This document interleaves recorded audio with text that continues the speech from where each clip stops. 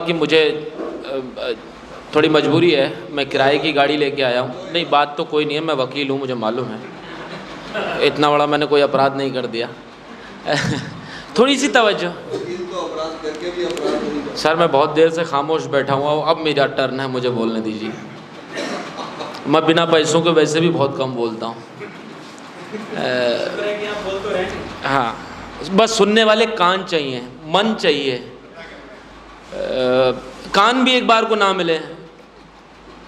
जो बहरा होता है, जिसको ईश्वर ने सुनने की शक्ति नहीं दी है, चाहे उसको आप ईश्वर कहें या अल्लाह कहें या वाहिगुरु कहें, जिस भी ज़बान में आप उस परम सत्ता को, परम शक्ति को मानते हैं, जानते हैं, पूजते हैं, लिटरेचर असल में केवल उससे बातचीत का एक ज़रिया है।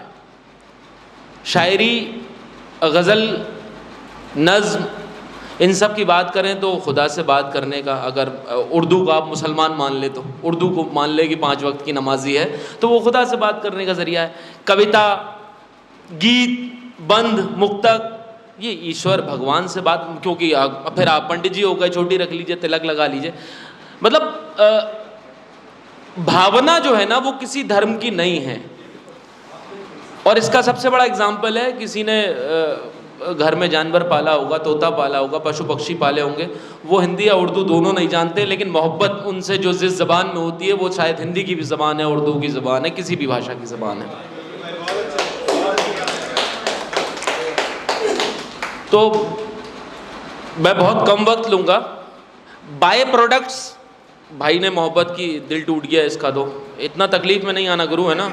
शादी के बाद दिक्कत हो जाएगी, बीवी बहुत सवाल पूछेगी, कौन थी वो, तुम बता नहीं पाओगे, फिर मेरा वकील का काम शुरू हो जाएगा। मैंने वकालत इसीलिए की, है ना, मैंने मोहब्बत नहीं की। मोहब्बत मुझे मालूम है, जहाँ से मोहब्बत में नुकसान नहीं है, खसारे की गुंजाइश नहीं है, वहाँ मोहब्बत करो, और वो है ईश्वर, वो है अल्लाह। बाकी सब जिस्म हैं जो सुपुर्द खाक होने हैं, चाहे आग है, एक शेर है, आग है, पानी है, मिट्टी है, हवा है, मुझ में, और फिर मानना पड़ता है खुदा है मुझ में। तो आपके अंदर जो खुदा है उससे मोहब्बत कीजिए। खुदा न स्त्री है न पुरुष है, खुदा खुदा है। ईश्वर न स्त्री है न पुरुष है, वो खुदा कैसे आना हुआ यारों सराय फ़ानी में, रास्ता भूल तो नहीं गए जवानी में। कैसे आना हुआ यारों सराय फ़ानी में, रास्ता भूल तो नहीं गए जवानी में। मेरी मानो तो ज़रा दूर से दरिया देखो, प्यास ना डूब के मर जाए कहीं पानी में।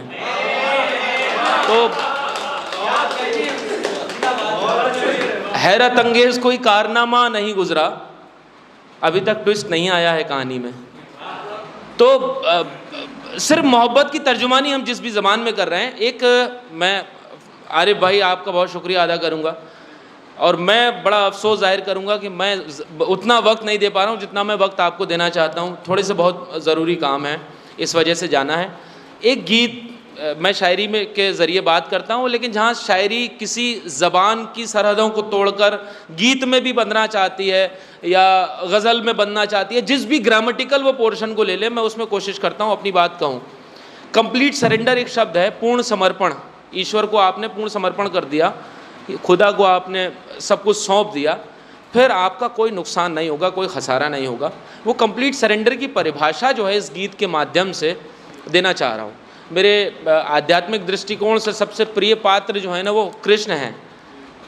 वो कन्हैया की जो हरकतें हैं ना, लेकिन उनकी अम्मा से उनकी शिकायत कह दो तो वो भी हमारे तरह आम इंसान की तरह उनकी हवा टाइट हो जाती है, और हम उनको भगवान का दर्जा दे रहे हैं। तो भगवान क्या है, हमारे आपके अंदर मौजूद है, उससे बातचीत है। देखिएगा क्या कहने की कोशिश कर रहा हूँ, आप तक पहुँचे तो मुझे दुआओं से नवाजिएगा। ठेठ भाषा का इस्तेमाल किया है इसमें, कोई ऐसा नहीं कि बहुत तगड़ी हिंदी, जैसे आम बोलचाल की भाषा होती है उसमें।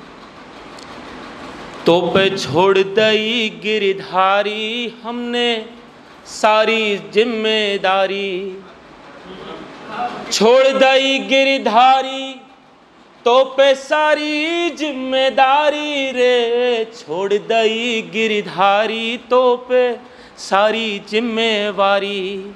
अब क्या क्या जिम्मेदारियां उन पर छोड़ी हैं, सुनिएगा। भला बुरा कुछ भी ना देखा, देखी तुम्हारी माया। सब खत्म हो जाना है, सब नश्वर है, और जो शाश्वत है वो खुदा है, वो ईश्वर है। तो भला बुरा कुछ भी ना देखा, देखी तुम्हारी माया। भला बुरा कुछ भी ना देखा, देखी तुम्हारी माया। सब मिट्टी है, केवल यह निष्कर्ष निकल कर आया जी, निष्कर्ष निकल कर आया। करते करते जतन परिश्रम, करते करते जतन परिश्रम, बाके मैं तो हारी। तासे छोड़ दई गिरधारी, तुम पे सारी जिम्मेदारी, सारी जिम्मेदारी तुम पे छोड़ दई गिरधारी रे। सारी जिम्मेदारी तुम पे छोड़ दई गिरधारी।